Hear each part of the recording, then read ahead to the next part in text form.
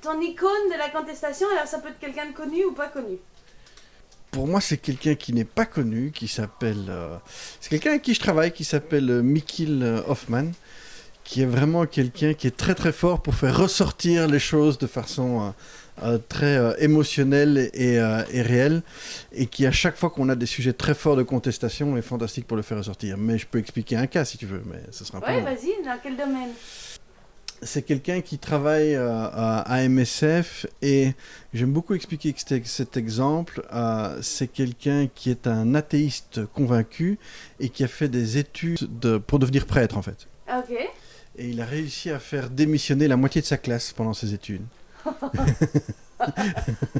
Donc voilà, qui a une logique vraiment très forte sur ce genre de choses, quoi. Ok. Quel est ton moment contestataire, le moment où tu as vécu quelque chose de contestataire dans ta vie? Si tu t'en souviens, hein, un truc. Ouais, il y en a pas mal quand même.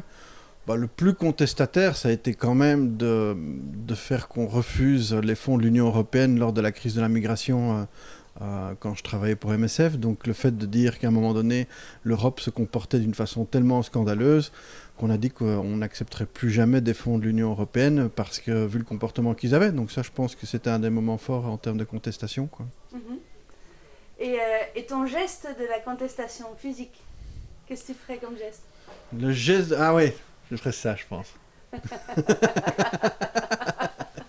Ok.